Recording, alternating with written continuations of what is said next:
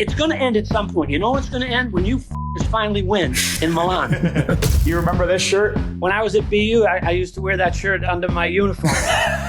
When did it hit you? Wow, I just scored the game winner against the Soviet Union. I just kind of sat in my stall and went, I got the winner.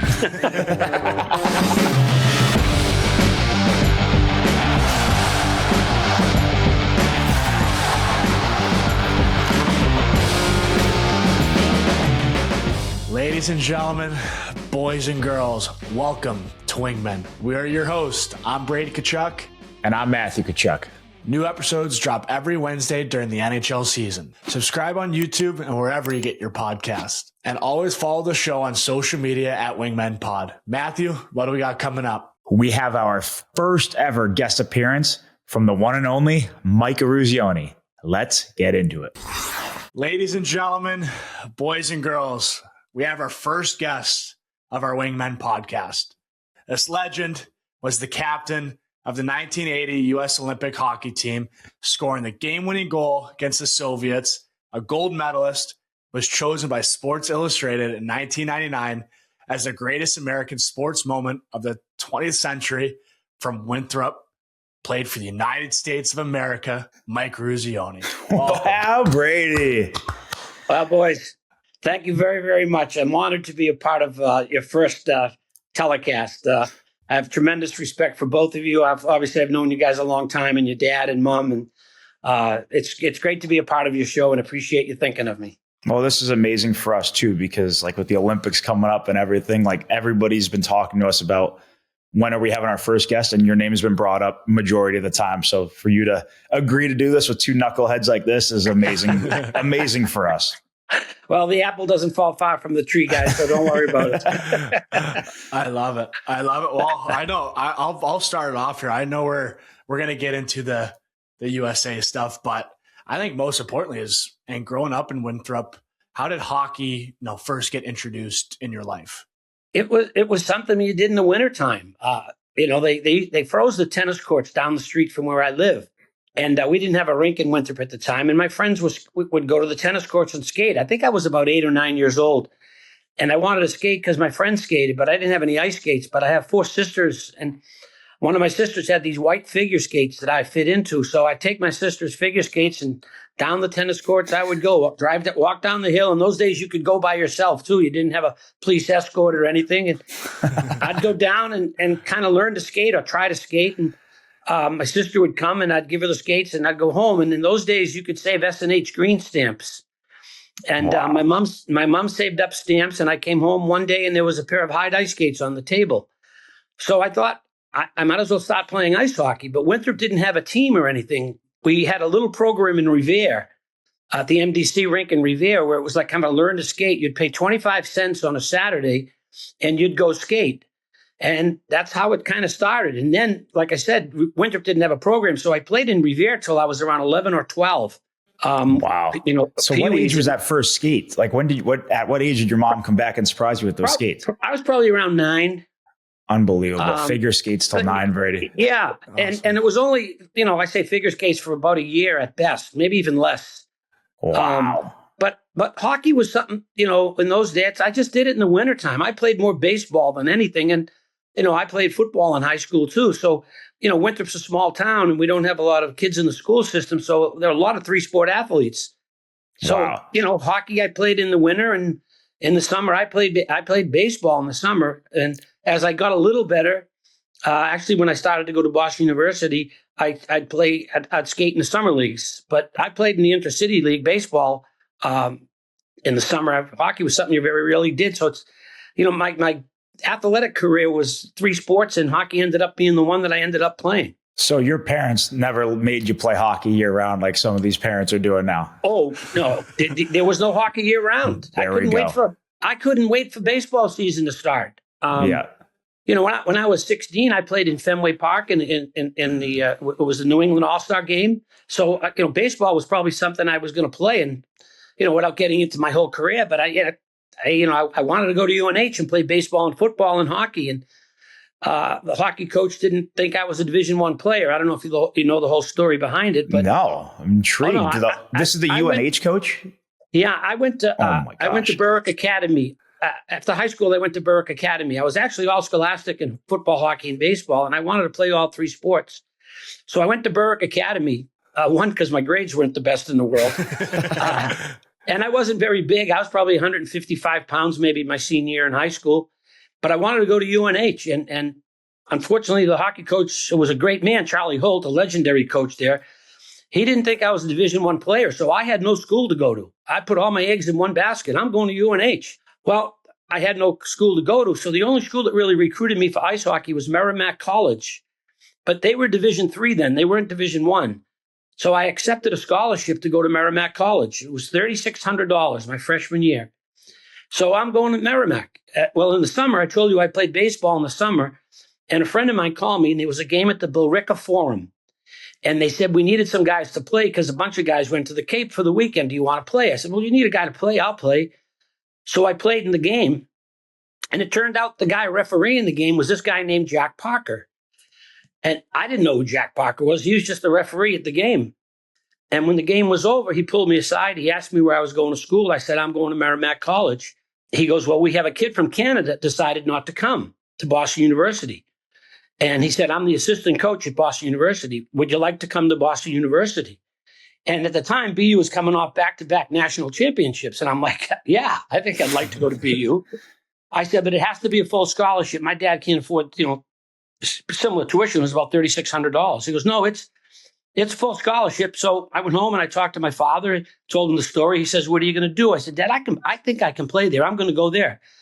So the next morning, I got in the car and I drove over and sat down with Jack Parker and said, I'm going to come to Boston University. So I go to Boston University. He's the assistant coach. A guy named Leon Abbott's the head coach.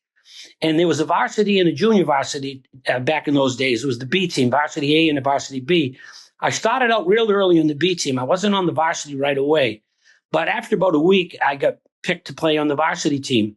So I was playing on the varsity, and Leon Abbott was the head coach, and I was center in the fourth line and playing a few shifts here and there, but we had only played 2 or 3 games. And Leon Abbott got fired for recruiting violations. We found this out later. So Jack Parker, at 27 years old, I believe, became the head coach of Boston University. So I went from centering the fourth line to playing left wing on the second line. And I think I scored 26 goals my freshman year and led the team in goal scoring. Wow. So that's how I ended up at Boston University. Oh my gosh. Wow. So you went from going to Merrimack on not a full scholarship to UNH, or no, to Merrimack, or Right. not full, to go into the back-to-back national champion Terriers on a full scholarship. You got to be doing my next contract, Mike. You have to. That is insane. Oh my gosh. I'm sure, Brady, you've got some Jack Parker stories of your own, but like that is unbelievable. 27-year-old head coach. Yeah, and it gets even crazier. And I'm going to fast forward a little because now I go to Boston University. And, if I never went to Boston University, obviously I wouldn't have had an opportunity to play on the Olympic team. So I go to Boston University. In my junior year, 1976, I got offered to play on the Olympic team. And I didn't take it. I wanted to stay at BU. I thought we were going to win the national championship that year and everything was going to be, perfect. That's why you go to BU, is to win national championships. And I wasn't thinking that much about the Olympic Games at the time. And this would be what, the 76? 76 Olympic Games. Gotcha. So I stay at Boston University. I graduate from Boston University, and the New York Rangers owned my rights. So I went to camp with the New York Rangers. And I had a really good camp. And John Ferguson was the general manager of the New York Rangers. So Fergie calls my agent up, Bob Murray, who you guys know very well, and says, look, we're not signing Mike. We really think he had a good camp, but we're not going to sign any new players. We still, at that time, Phil Esposito was playing and Roger Gilbert, and the Rangers had some older players. Ron Duguay actually was my roommate at camp. So they said, we're going to send you to Toledo, Ohio. So I went to Toledo. I played for the Gold Diggers. I was the rookie of the year. We won the Turner Cup, which is equivalent to the Stanley Cup for the league. And I'm going to sign with the New York Rangers. Well, John Ferguson got fired. Fred Sherrill became the general manager of the New York Rangers. Fred Sherrill called Bob Murray and said, look, we're not going to sign Mike. We know he had a good year, but we're going to go in a different direction. Mike's free to do what he wants to do. So that's when I thought about maybe getting a chance to try out for the 80 Olympic team. But I went back to Toledo so I could stay an amateur. You couldn't have a pro contract then. And Toledo, I got paid every 2 weeks. My first year, I made $3,500. My second year, I made $6,500. Wow. And every two weeks, I'd get paid. with the hope of getting invited to try out for the 80 Olympic team. So Wow. I got invited to try out for the 80 Olympic team, obviously made the Olympic team, and here we are talking today. Unbelievable. So if John Ferguson never got fired, I would have signed with the Rangers. And then you lose your whole eligibility for the Olympics in the 80. And I don't know what my career would have been. There's no doubt I think I would have been a good player. I can like to think I'd have been a Steve Casper type player, good defensive forward, good player, good locker room guy, good guy in the community. And as it turned out, I ended up playing on the Olympic team. And if Fergie never got fired. Man. So it's amazing how things like that. Those are two interesting stories that very few people know about. So it's funny how life works. And two circumstances in my life, one led me to BU and the second led me to be on the Olympic team. Unbelievable. Brady, I know you had a question on kind of how that camp started for the 80 team. Yeah, I mean, I'm just kind of blown away at those stories. Like there's two moments where it could change kind of everything. Yeah. But I mean, I know we've seen the movie, like we've seen it a bunch of times. I remember we talked at, and we're going to get into that dinner at Four Nations and how like special that was for Matthew and I about, just talking to you and just getting those stories, but like just how, of course there's the Minnesota Boston rivalry, right? And just all trying out, like how was like the first couple of days of camp with the camaraderie, with the practices, like how is the Herb Brooks practice pace, stuff like that. The whole process. I mean, you go to Colorado Springs for the Olympic Festival. They used to have Olympic Festival then, and they divided all of the players. I think there were 68 guys or 70 guys at the tryout, and they divided us into 4 teams. And I didn't even I didn't even get picked to play on the Massachusetts team. I was at the at-large team, so I played with kids from Michigan, some kids from Minnesota, a couple of Boston kids were on the team, and then there was the team Massachusetts kids, and then there was obviously the Minnesota kids. So we competed against each other over 2 weeks, and it was a festival. It was like an Olympic tournament. There was a gold medal game, and actually the Great Lakes team that I played on, we won the gold medal. We won that tournament. So from there, 68 players, 26 were selected to make the Olympic team. So 26 of us are now picked, and we're going to be based out of Minneapolis, and we're going to travel for about 6 months. I think we ended up playing 60 some odd games leading up to Lake Placid. So the question was, would the Minnesota and the Massachusetts guys, because there were 12 guys on the team from Minnesota, but 9 played at the University of Minnesota, that my junior year, we had a bench clearing brawl in the semifinals of the national championship. And then 2 years later at the Olympic Festival, in the warm-ups, Team Minnesota and Team Massachusetts had a bench clearing brawl. Wow. So this is in the summer tournament. There was intense rivalry between the two. But as you guys know, once the team's picked, there's nothing better than being a hockey player and realizing who your teammates are and respecting your teammates. So people thought there'd be some issues with Massachusetts and Minnesota, and there was never once an issue. And, people thought there'd be a little issue with Wisconsin and Minnesota because they've been battling. It's like BU and BC. Mm-hmm. You battle against each other, and it's a big rivalry. But once our team was picked, it was clearly we were together and we bonded right away. And the enemy was going to be Herb. And Herb chose to coach our team that way, where he was demanding, he was challenging, he pushed and pushed and pushed, but it made our team closer. We bonded together. It was us against him. As he told us at the beginning, I'll be your coach, but I won't be your friend. Unbelievable. Craig Patrick was a huge part of our success because Herb was so, you know what, I say he was hard to play for, but he was no different than Jack was at times. He was no different than my high school football coach. That's how coaches coached in the 70s. You deal with it. What are you going to do? Quit? Hey, you can yell at me all you want. I got to deal with you for a couple of hours. The thing about Herb was, and I think any coach, if you don't trust your coach and if you don't respect your coach, you're in trouble. And as hard as he was, we trusted him and we respected him. And this is the way it's going to be. Okay, I want to be. I want to be in this team. You can push us all we want. And, clearly the success of our team was based on the way he coached us and the way he trained us. I'm going to give you a statistic, and I hope I'm not getting ahead of myself. But in the third period of the Olympic Games, we outscored our opponent 16-3. That's an unbelievable statistic. Yeah. And all of that was from the conditioning and the skating and the drills that we did. every guy that I played with on the 80 Olympic team who went on and played in the National Hockey League, I've always said the best shape they were ever in was the 6 months that we played under Herb. And, we didn't give up a goal to the Soviets in the third. We didn't give up a goal to Finland in the third. We didn't give up a goal to Czechoslovakia in the third. We didn't give up a goal to Sweden in the third. Wow. And I think a lot of that was the speed and the skill and this conditioning that Herb put us through for those 6 months. So I know I jumped to the Olympic Games, but I wanted to give you a little background on as hard as he was and how as demanding as he was. He put together a program and a formula that was clearly successful. I've got like a two-parter that kind of goes back to how that started with her, but just going back to the movie, were you guys picked like there was in the movie sitting in the stands, or is that just for the movie? No, I remember it being, and it's funny when we talk about it, we kind of remember it differently. I remember us just sitting there and Herb would say, if I call your name, please stay. If I don't, thanks for coming.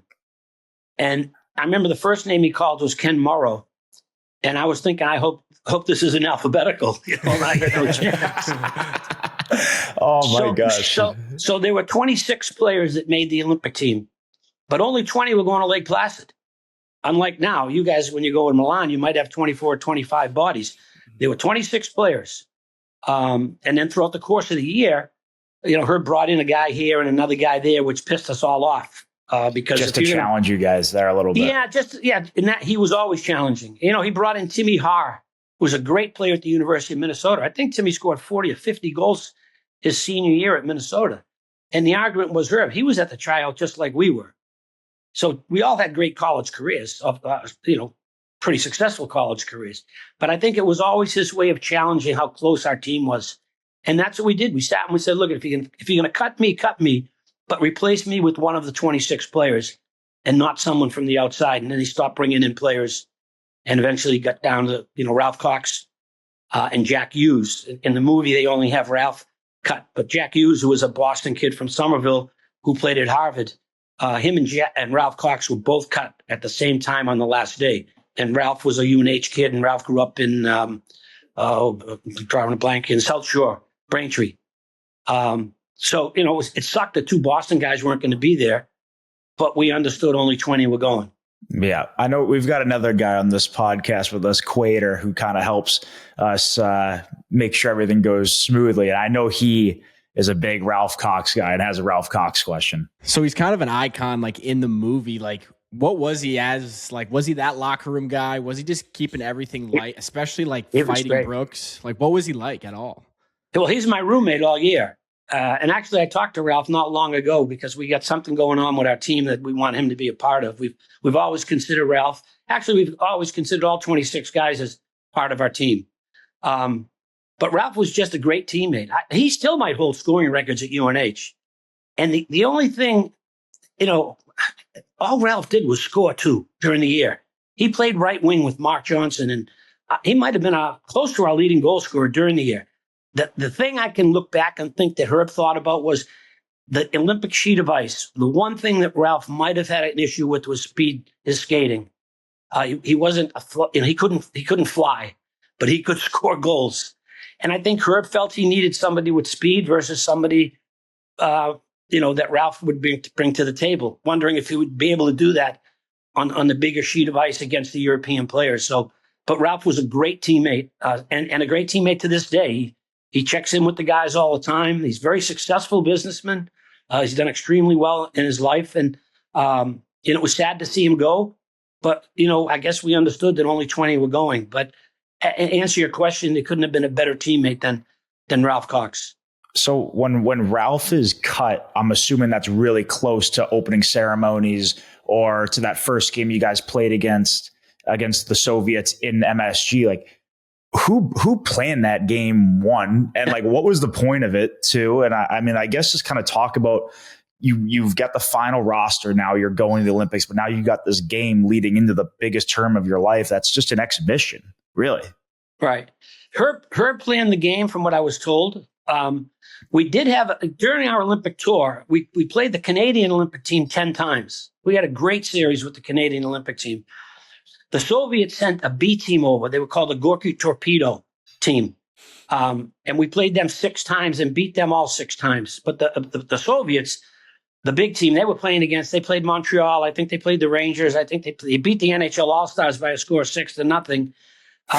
My thought is Herb planned this game because let's just get one look at the teams we're going to be able to face. Canada was in the other division, so we didn't think we'd see them unless we got to the medal round against them.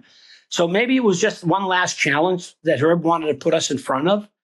And clearly it wasn't a very good game, although we were losing 6-0 after the first period. And I remember when the game was over, we lost 10-3. Although I tell people I got a goal in the game, so I was pretty happy. But when the game was over, the game was never talked about other than when Herb said to us, gentlemen, if you ever get a chance to play him again, and we don't know if we are, because they're in the other division. We had to worry about Sweden and Czechoslovakia. If you ever get a chance to play him again, remember how you played in the second and third period and not the first period. And I tell you that because he turned a negative into a positive. If he had screamed and yelled at us, it would have been like, oh my God, we suck. But it was like, fuck, we played even with the best team in the world. So I think our mindset going into Lake Placid was a lot different than if he had told us how bad we were or how poorly we played. And that Soviet game in Madison Square Garden was never, ever talked about again. Even when we were getting ready to play him in Lake Placid, he never said, remember, don't remember the last game. Don't think about the last game. It was if it never existed. So that was never in the back of our minds going into the Olympic Games. We went in with a positive mindset, never knowing if we were going to play them. And clearly we ended up playing them. But when we did play them, he never brought up that other game again. Wow. I think that's a great coaching. That's why Herb was a great coach. He was a great motivator. Especially him going from such a hard ass when you're in like a little bit more of like a game earlier in the year, probably where you thought you played well. And I'm sure he was like finding all the negatives to now he's realizing like, all right, now we're in the dance now and we're going to play these guys again if we want the ultimate goal. And like, this is what we have to take from it. That's incredible. Yeah. We every game we played in Lake Placid, we learned a little something about ourselves. We had a great tie against Sweden. Billy Baker scored arguably the biggest goal of the Olympics with 28 seconds left to go. And that's game one, right? That's game one. We got a point out of that game. We lose to Sweden. Who knows what was going to happen? And then the next game was the Czechs. And nobody thought anybody could beat the Czechs other than the Soviets. That's when they had the Stastny brothers, Peter Stastny, Anton Stastny, Marian Stastny. And they were the team that was going to beat the Soviets. And we blew them out. We beat them 7-3. And it was like, hey, guys, we can play. The confidence level. And you got to remember, too, our average age was 21 and a half. It was the youngest Olympic team we had ever put on the ice before. Neil Broughton was 18. Mike Ramsey was 18, 19. Wow. So, a lot of things were going on around us that we were just playing and having fun. And I think Herb was a direct part of that, by the way he just let us play. Play your game. Play your game. I can't tell you how many times he said that during the Olympic Games. We were never concerned about what other teams were doing. Let them change to play against us. We're not changing to play against you. And I don't know, maybe if we fell behind the Soviets, maybe we would have had to change the way we played. But the fact that the game stayed one goal kept us in the game and we didn't have to do anything different. So his mantra always on the bench was play your game, play your game. We skated 4 lines. We didn't go 1, 2, 3, 4, 1, 2, 3, 1, 2, 3. We played 4 lines. We would play 4 lines sometimes in a minute and 30 seconds. Wow. You might be out there for 15 seconds and then you were off the ice. And we just kept coming, I'm probably getting ahead of everything, but just kept coming over the boards and just kept playing, just keep rolling 4 lines. Just in waves. Yeah. We didn't take many penalties. We're a pretty disciplined team. Jimmy played great when we needed him to be. But we had some players that, Kenny Morrow won 4 Stanley Cups with the New York Islanders. And if you talk to any of the Islander players, they'll tell you he was an integral part of that team. Neil Broughton had 100 and something points his second year in the NHL after going back to college for a year. Mike Ramsey, Davey Christian played 17, 18 years. Unbelievable. So, it's not like we sucked. No. But collectively, we didn't have to be NHL stars. Collectively as a team, we were pretty damn good. Unbelievable. I know that Brady and I too, and like this is my last question before I let Brady have a couple here, but like one of our favorite things going into like even Four Nations or any of these tournaments when we're around some of the best and guys that we've competed with, had the rivalries with, is like we talked about earlier, like getting to know them off the ice. And I think what Brady and I talked about most is like, what's the village going to be like? Like what are we going to be playing cards, or what's the restaurant scene going to be there? Are we just going to be stuck there? I know they have these different houses for these countries. So what was the village like in 1980? And do you guys at least have a little fun off the ice? Or you guys are young college kids. How could you not? Right. Well, the drinking age was 21, and believe it or not, we were not a drinking team other than the 4 guys from Boston, and then the 3 guys from Minnesota who were on the Iron Range, and then Bobby Suter. We would be the guys going to a bar, having a few drinks and having beers. The other guys would go back to the village.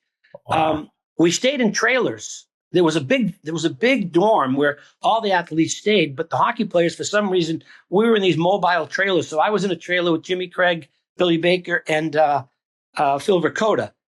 But when you went into the main village, there were video games you could play. There was a big game room. There was a movie theater. At night, we had entertainers. Dionne Warwick, who was a singer you guys wouldn't know, she performed one night. Jamie Farr, who was Klinger on MASH, he was a comedian. He performed one night in the village. So you'd hang in the village, or you'd go back to the house where our parents were staying. Our parents were staying at a place, we called it the hostage house. Because if you remember at the time, the hostages had been taken. So that was a big political aspect of it. But all our parents stayed in the house. You know, my mom slept in a room with Davy Christian's mother and father in a cot. Oh, my gosh. So some of the parents kind of hung at the hostage house, and then my teammates would go to the hostage house after practices or after games and have a few beers and relax with their parents. You couldn't go into town, because if they knew who you were, it would be pretty crazy. I was going to say at that time, like you guys, they must have rallied around the hockey team and the hockey team only, with other, respect to the other athletes. Right. But like that just must have been like such like a part you had to be careful with. Like you don't want to go too crazy, but you still want to enjoy the Olympic atmosphere and the environment and everything. But you'd go watch, and you've been in Lake Placid, the Oval where Eric Hagen won 5 gold medals was right next to the rink. So we would stand on the fence, look over and watch Eric skate and watch him win his 5 gold medals. And then Eric was really close to Mark Johnson and Bobby Suter because they were from Wisconsin. And Eric would come over and see us, come in the locker room and chat and talk. You'd go watch some figure skating because it was right there in the rink. I think a couple of guys went and saw some of the ski jumping. I didn't get over to that. But basically you just kind of stayed within, the village.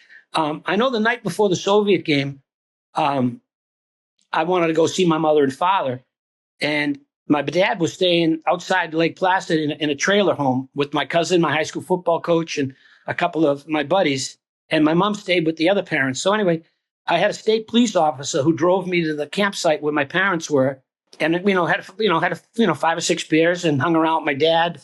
My dad played the guitar at night. He'd play the guitar, and I'm sitting around with my cousin and football coach and drinking, having some fun. And the state trooper waited for me. And I think I got back to the village around 11 o'clock. I think curfew was like 10, but I wasn't going anywhere and doing anything. And it was a way for me to relax before the game, and went back to the village and get back to my trailer, and Billy and Phil and Jimmy was still up, and we just kind of chatted, went to bed and got ready for the game the next day. But, that's how I got the night before the Soviet game. I was having a few beers with my family and friends. I'd have done that in my dorm at BU. It wouldn't have mattered.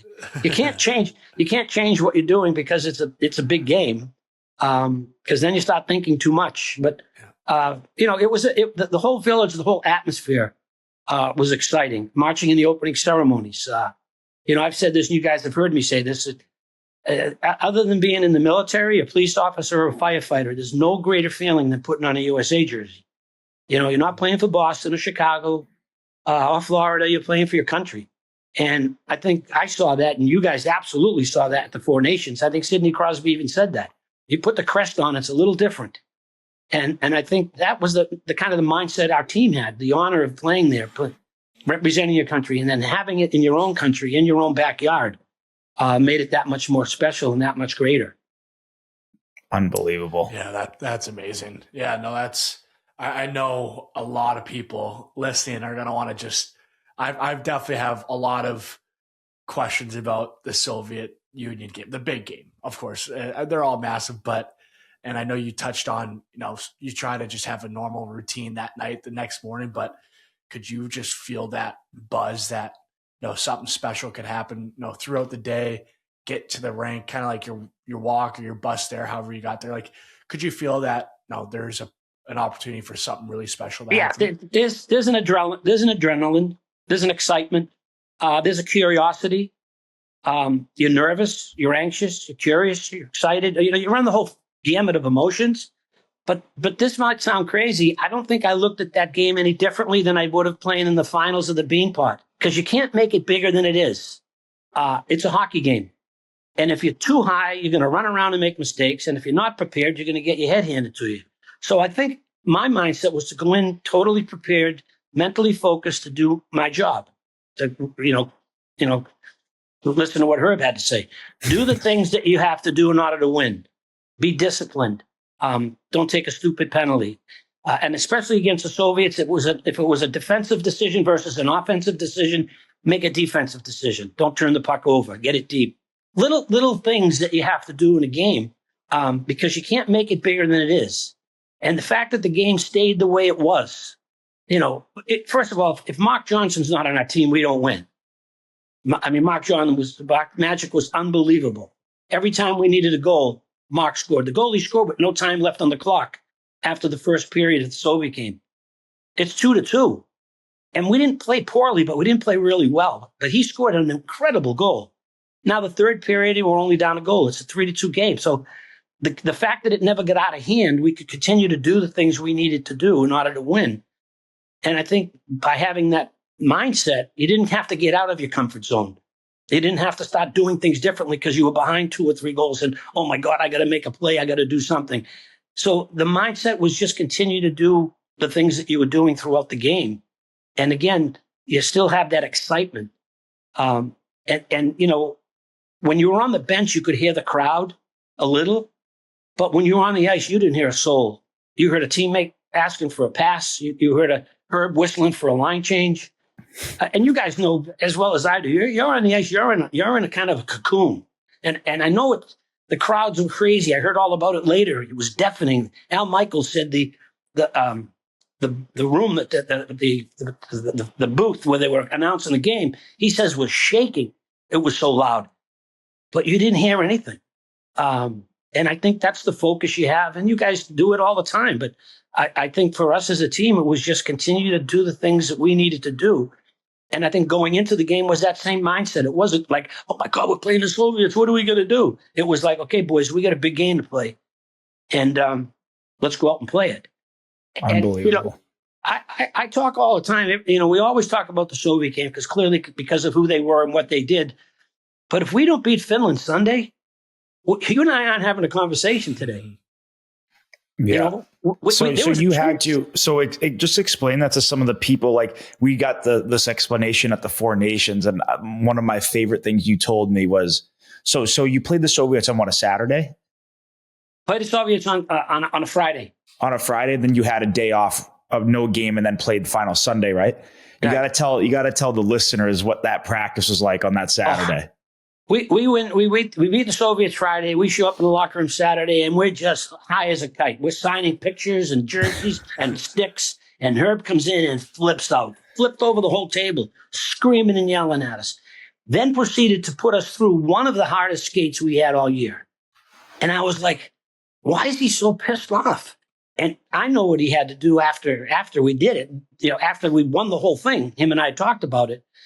He had to get all that excitement and energy out of us. He had to break us down and get us ready to play Finland on Sunday. And I said to her, we were ready to play Finland. You didn't have to skate us that hard. But he needed to get everything out of us in that mindset of, hey, this game is history. It's over. And now we got to play one game that if we lose, there was a chance we could have come in 4th place. Wow. And if we lose, we could have won the bronze medal, not the silver medal, because now there's a gold medal game. There was never a gold medal game. You went into the Final Four with points. So we had 1 point because we tied Sweden. Sweden had 1 point because they tied us.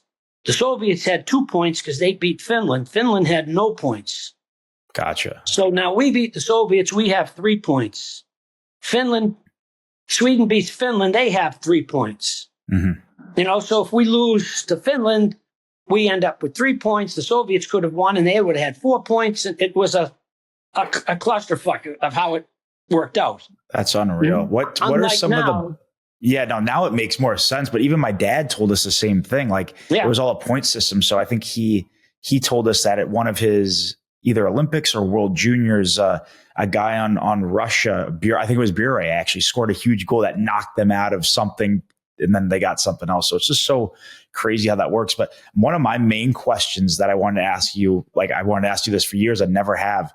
Going into that Finland game, like even the movie, Brady and I's like favorite movie ever, they never really show much of that game. So are there any guys you want to give shout outs to in that game for some big plays or stuff? Like we really haven't seen much of that game. Well, Robbie McClanahan gets the game winning goal, and he always gives me shit. He says, everybody talks about your goal. Nobody talks about my goal. And Mark Johnson, was spectacular that night as well. The only thing that the interesting thing about the Finland game, and I've never seen it. I've only seen the Soviet game once. I got a VHS tape of it in the closet behind me. Someday maybe I'll watch it. But we dominated in the Finland game. And I'm thinking, oh my God, this goalie's going to have the game of his life. He was spectacular. Lehtinen, I think his name was. He was so good. And I'm thinking, here we are, dominating the game. We're losing 2-1 going into the third period, and we could basically control the game. And I'm thinking, well, we might lose because this goalie's going to have the game of his life. Wow. And we dominated. I think the best 20 minutes of hockey we played all year, was the final 20 minutes against Finland.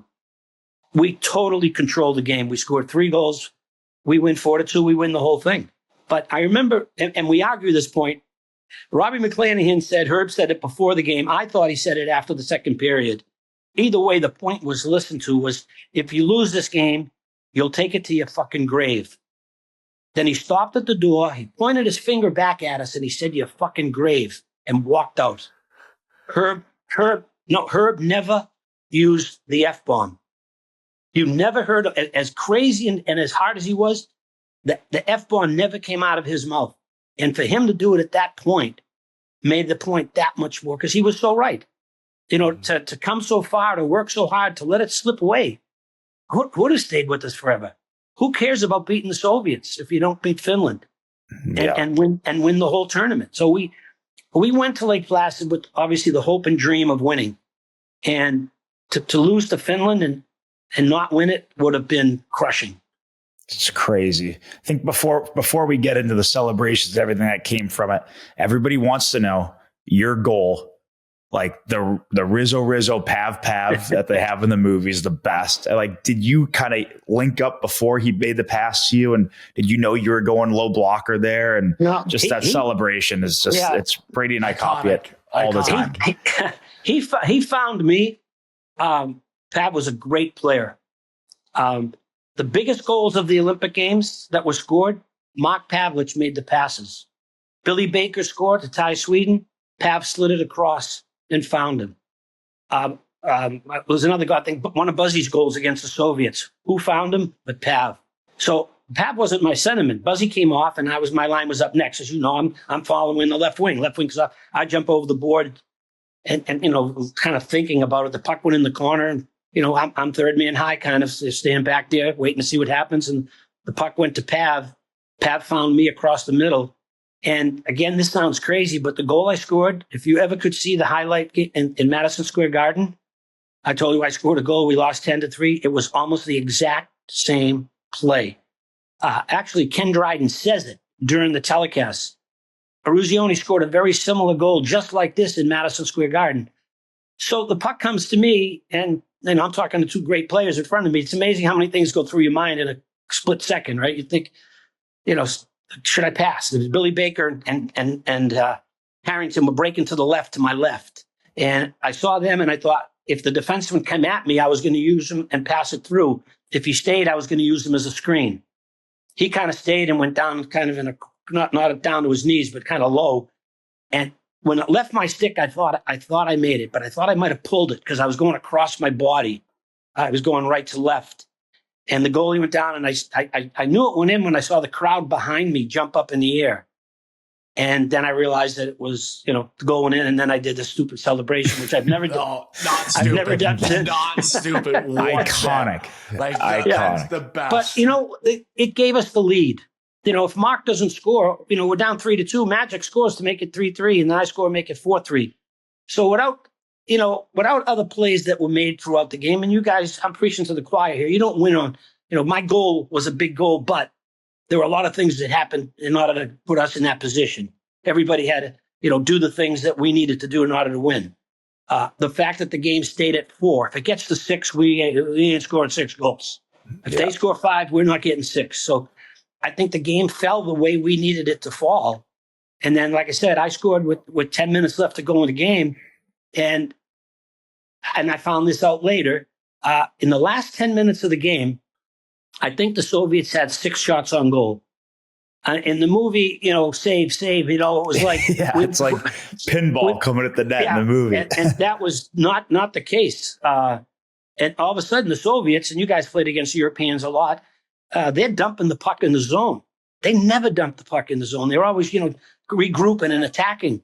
They were doing things out of character, and we just kept playing, and I'll tell you, it was a long 10 minutes. Keep looking up a little bit. It's like 9:59, and you look up, it's 8:50. But we just kept rolling 4 lines, and as I said, play your game. He kept saying it, and all of a sudden, the Soviets were doing things that they didn't normally do. They never pulled the goalie. I'm waiting for them to pull the goalie. They never took Tretiak out at the end. To this day, I don't know why. Maybe because they've never been behind before. So a lot of things happened in the game that, you don't really notice because you're playing. And then you hear about it or talk about it later. But like I said to you earlier, the fact that we just kept rolling 4 lines and maybe 5D, because O'Callaghan, Jack was coming off an injury. He didn't play that much during the games, but he took some shifts here and there. Wow. Unbelievable. I mean, I gotta follow up on, like, when, like the adrenaline after that, like, when did it hit you that, like, wow, I just scored the game winner against the Soviet Union? Like, when did that, like, do you remember that specific moment? I think in the locker room after, when the game ended, you couldn't go to and hug a player fast enough. You couldn't find a guy to jump on. And we got through shaking the Soviet players' hands, and you go back in the locker room, and it was bedlam in the locker room. And I think I just kind of sat in my stall and went, fuck, I got the winner. That's unreal. So I like I said earlier, and I preach it all the time, without other players, we wouldn't have been in the position we were. So I'm honored that I was able to help out at a time where I could. Mike, what about when it hit you after the games was over, what you just did for the country? Like, I remember once you told me something about after you went and saw the president, and then you're coming on a plane home, and then you get back to Boston. Like, what was the one moment you're like, life's changed forever? Yeah, we go to the White. I think when we went to the White House, we won the game. There was no media then, right? There's no Facebook or Twitter. There was only 3 TV stations. We didn't know the country was watching the way they were. We didn't know the world was watching. I knew my friends at home, my family, because I talked to them on the phone. They were all excited. We knew people in Lake Placid were excited because they were in Lake Placid. So we got on the plane to go to the White House. And when we landed in Washington, on our way from the airport to the White House, the streets were lined with people. I mean, 4 or 5 rows deep, waving flags. It was like, holy shit, this thing's pretty big. Then we went to the White House, and it was crazy in the White House with the president and the media and the attention. It was like, wow, you people watch this. Then we got on the plane. Me, Dave Silk, and Jack O'Callaghan flew back to Boston together. Jimmy signed with Atlanta, so he was gone. The Minnesota guys basically were gone. Mark Johnson signed with Pittsburgh. O'Callaghan signed with Chicago. Baker signed with Montreal. So everybody went their own separate way. But we went back to our hometowns.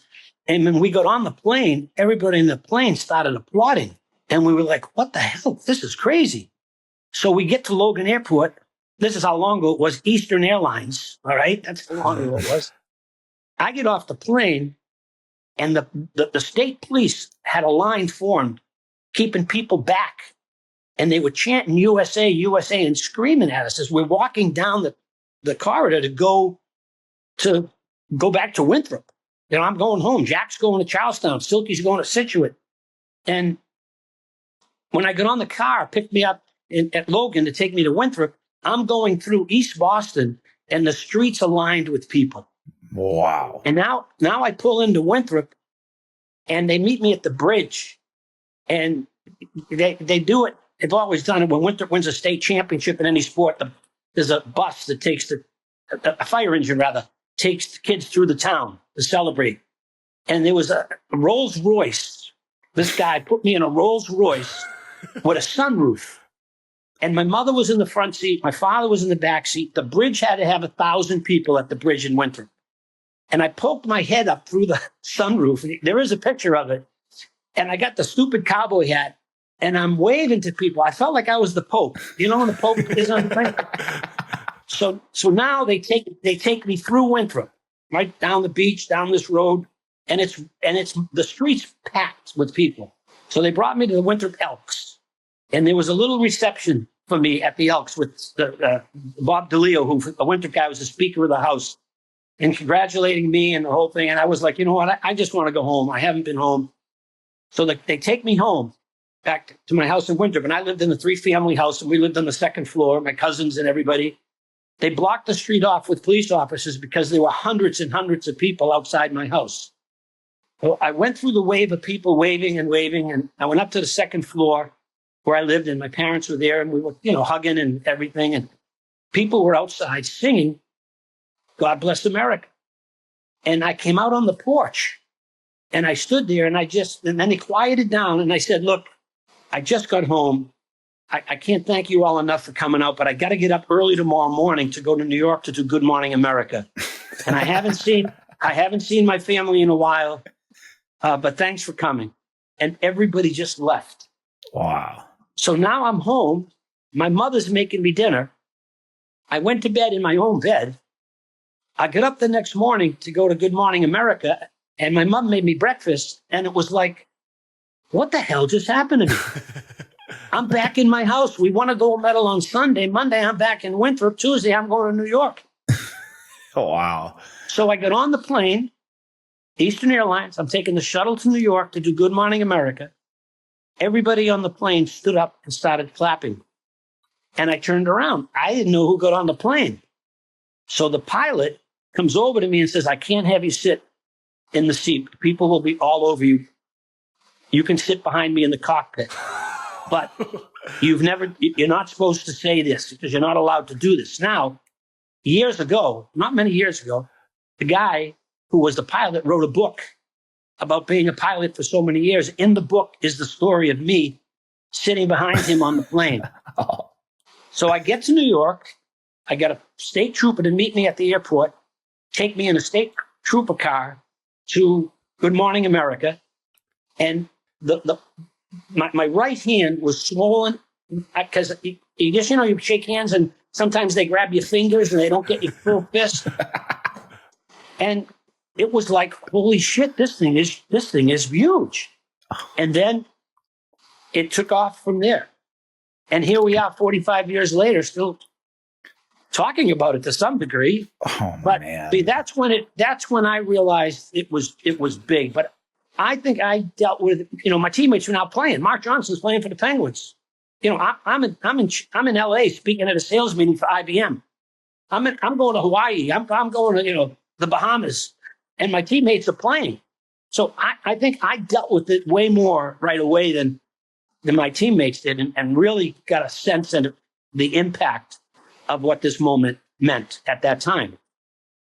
And now, 45 years later, it's not on the tip of people's tongue, but when they talk sporting events, you just saw recently we got the Congressional Gold Medal. We were at the White House with the president, which is one of the highest honors you can give anybody. We have a Netflix special that's coming out in another month. Oh, yes. I've seen it. It's unbelievable. It's us 45 years later. We went back to Lake Placid. We sat in the locker room. We told stories. We talked about it. They interviewed us. They came to Winthrop, interviewed me, talked about the whole thing. So we've got that happening. It's going to end at some point. You know it's going to end? When you fuckers finally win in Milan. Okay? I'm rooting so hard so then people will leave us alone. You guys can carry if there's that any motivation, these last few stories are it right there, Brady. Oh my gosh. You know what? I said this and I believe this with all my heart. And I said it at the Four Nations. The best hockey team in the world is in this country. And things didn't fall the way you wanted them to at the Four Nations, but you're going to get another shot at it in a couple of months. I'm looking forward to being there. But I think the sport of hockey, and I've said this, in 1980, Americans and college players weren't really given a chance. If you weren't Canadian that played major, junior, college hockey, and all of a sudden your dad comes along and Chelios comes along and Leach comes along, Pat LaFontaine comes along. So I think we opened the door a little. They opened it even larger, but now the players that play the game, you guys have knocked it down. The growth of the sport, the skill level, the speed, the size. At that Four Nations, when I was standing at center ice, Gretzky looks at me and goes, "These fucking guys are huge." So it was like, yeah. So I think we're waiting. We're waiting for that torch to be passed, and this is clearly an opportunity to do that. It's not going to change. It's not going to change what we did. What we did, we did. It's over. It's ended. It's moved on. It's a great story, and it's great to see young kids. My grandsons play games, and some of the kids that they play with, they know who I am because they've seen Miracle. But you know who they also know is they all know who you guys are. They do. They follow. They follow today's players, these young youth hockey players, and the sport has grown. You're not just Massachusetts, Minnesota, and Michigan, Texas, Arizona, Florida, California, Missouri. I think the growth of the sport, the skill level of the sport that you guys play now is so far superior than it was 45 years ago. Someone said, "How would the 80 Olympic team do today?" I said, "We'd get killed." You go, "What do you mean? What do you mean?" I said, "I'm 71. I said, I can't play against these guys." Mike, I just have a question for you, Mike. With you've said 45 years now, when you think even longer, when people talk about Miracle on Ice, what do you hope they remember most about the team? And this is the second to last question for you here. I want them to know that we were a good group of guys. We were good people. We were good teammates. We were good neighbors. We were good friends. We had tremendous respect for each other. We had tremendous respect for people. We were, as Herb called us, a lunch pail, hard hat group of guys. We had incredible work ethic. I grew up in a working class family. My dad worked 3 jobs. If you looked at the background of my teammates, we all came from working class families, and loved our country, loved playing for our country. People come up to me now, depending on how old they were. They'll say to me, "I remember where I was when we won." And I always go, I didn't know you were on the team. But that moment meant something for people for different reasons. I've had people come up to me and start crying because the moment meant something to them, whether it was from an athletic standpoint, a political standpoint, or just the pride of watching, Americans play and compete in the Olympic Games. So I just want people to just respect our team and what we did, but know that, as Herb Brooks said, we got exactly what we deserve, and that was to win that tournament. And the message we were able to send was a great message of why this country is so great. Moments like that can happen. Yeah. And for it to happen to our team and to know the type of players that I played with, and I like people to get to know who they are and who they were and what they're about, I think people would take great pride in that. And it's like my own kids. I don't care how many touchdowns or goals you score. Be a good brother, be a good neighbor, be a good friend, be a good person. Because when the smoke clears, you want people to remember you as a good person. I've met some of the greatest athletes in the world. Some of them are great, and some of them are assholes. It's hard to be an asshole. It's easy to be a nice person. And I think my teammates were that. And that's what I hope people remember about us. Well, we definitely, Brady and I love the history of hockey, the history of our country. And our team does as well. Our team at the Four Nations and what's going to be our team in Milan. We want that same I guess the same mindset going towards the games. Like, we are so prideful in playing for our country and representing all the millions in the country. Like, that's what we want to be known as, first and foremost, as hardworking, good people. And then the hockey part will take care of itself. But I guess, Brady, I got to go last question here. We have our segment, one of our favorite segments on our show is called Wingman of the Week. So is there somebody in your career, whether it was a coach, a teammate, somebody on the Olympic team, somebody at BU, Toledo, anybody that just your wingman, where not necessarily off the ice, because that's, I guess what the term is from, but on ice, like, helped you so much, or was great in the locker room, or was your college roommate, or anybody? Yeah. I think that this, to me, a long list to some degree. Obviously, I wouldn't have been where I am if it wasn't for my parents. But I think when I was at college, Boston University, I played with Ricky Mahar. Ricky was a great player. He was my roommate for 4 years. He ended up the all-time leading scorer over me by 1 point. The last game, the consolation game, I remember it like it was yesterday. We're playing UNH. My fourth consolation game for the national championship. Went to 4 Final Fours and never won. Graduated. They won it the next year. But Gosh. But on the last play of the game, Ricky scored an unassisted goal. And he ended up with 211 points, and I ended up with 210 points. It's still been since it's been passed. Although I tell John Cullen and Chris Drury they played about 30 more games than we did. But yeah, I would have to say Ricky Mahar. He's the godfather to my son Paul. We still stay in touch to this day. But like I said earlier, if it wasn't for my parents and coaches, Jack Parker, if it wasn't for Jack, I wouldn't be where I am. But when you talk about a player, it would have to be Ricky. I love it. Brady, give it up for Ricky. Hey, Rizzo's wingman. Rizzo's wingman. I love it. Amazing. Well, just Rizzo, thank you so much for coming on here with us. This is an iconic guest, and it's not going to get better than this, Brady. So we might as well peak early with this. So it's been amazing to talk with you as always, Brady. And I look up to you so much. And any chance we get to talk with you on this, or when we get to see you in person, it's literally the highlight of our whole experience. Even going back to the Four Nations, we still talk about not only what happened on the ice, there were some amazing memories, but that dinner we had with you. So we just, as a whole country and youth and hockey players from the U.S., we just thank you so much. Thank you both. And tremendous respect for the two of you and where you've come and what you've done. Your career. I love your mother and father. They're great people. Your grandfather was awesome. So, I think we have a lot of values and a lot of roots that are very similar. So I'm very happy and I'm proud of what you two have accomplished. It's a great testament to your family and the values and the work ethic that you guys have. So look forward to seeing you in Milan. I'm coming over for the last 5 days, and let's take that fucker home so we can have some more laughs and some more fun. Absolutely. I love it. Well, thank you so much for coming on. I can't wait for the next time we're all together. You got it. Well, that wraps up our 9th episode of Wingmen with the one and only Mike Eruzione. New episodes drop every Wednesday during the NHL season. Watch and subscribe on YouTube to the Wingmen channel, and listen and subscribe wherever you get your podcasts. Once again, Wingmen is a Wave original. Follow the show on all social media at Wingmen Pod for fun clips throughout the week. And always, thank you to our amazing production crew, and thank you all for tuning in. We have the best crew in the league.